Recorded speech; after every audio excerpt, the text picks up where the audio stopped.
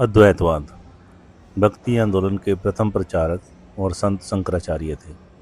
कालड़ी अर्थात केरल में 8वीं शताब्दी में जन्मे संत शंकराचार्य द्वारा भारत में व्यापक स्तर पर भक्ति मत को ज्ञानवादी रूप में प्रसारित किया गया।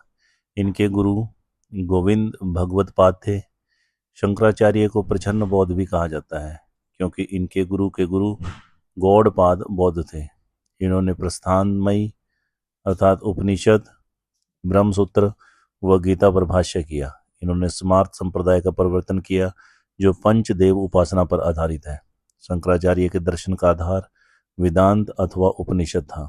इनका सिद्धांत अद्वैतवाद कहलाया। शंकराचार्य ने भारत में धर्म की एकता के लिए भारत के 4 भागों में 4 मठ स्थापित किए। अद्वैतवाद के अंतर्गत परमार्थिक या वास्तविक स्तर पर सिर्फ एक ही सत्ता अर्थात ब्रह्म को स्वीकार किया गया है। आत्मा और ब्रह्म एक ही है। जगत में आत्माओं का वैविध्य प्रतीत अवश्य होता है किंतु वह वैविध्य वास्तविक नहीं है।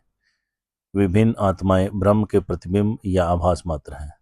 इन्होंने जगत को मिथ्या कहा है। ब्रह्म और जीव में अद्वैत है। सत्य के 3 स्तर हैं, परमार्थिक, व्यवहारिक तथा प्रतिभासिक। परमार्थिक स्तर पर केवल एक ही सत्ता है, ब्रह्म। सत्य सिर्फ एक है, ब्रह्म। व्यवहारिक स्तर पर 3 सत्ताएं हैं, ईश्वर, जीव तथा जगत। ईश्वर ब्रह्म का ही सगुण रूप है। जीव ब्रह्म का प्रतिबिंब है जो शरीर से युक्त होने के कारण अपने मूल स्वरूप को भूल गया है। जगत ब्रह्म का आभास मात्र है। इसकी रचना ईश्वर माया के माध्यम से करता है।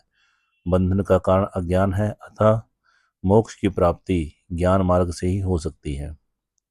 जैसे ही आत्मा को अहम ब्रह्मस्मि का ज्ञान प्राप्त होता है वैसे ही उसे मोक्ष मिल जाता है और वह ब्रह्म हो जाती है। मोक्ष में किसी प्रकार का द्वैत या भेद नहीं है। शंकर के इस दर्शन का भक्ति पर नकारात्मक प्रभाव पड़ा। भक्ति के लिए भक्त और आराध्य में भेद स्वीकार करना आवश्यक है, जबकि शंकर के अनुसार परमार्थतः दोनों एक ही हैं। वे व्यवहारिक स्तर पर भक्ति को स्वीकार करते हैं और ज्ञान मार्ग के सहायक तत्व के रूप में भी भक्ति को महत्व देते हैं, किंतु भक्ति से ना तो परम सत्ता का ज्ञान हो सकता है और ना ही उसकी उपलब्धि। शंकराचार्य का निर्गुण ज्ञानवादी दर्शन मन में उत्पन्न निराशा के विषाद को खत्म न कर सका और ना ही सामान्य लोगों को सुग्राह्य ही हो सका। कालांतर में संतों द्वारा अद्वैतवाद की आलोचना की गई और वैष्णव संतों द्वारा शंकर के अद्वैतवाद के विरोध में दक्षिण में 4 नए मतों की स्थापना की गई। धन्यवाद।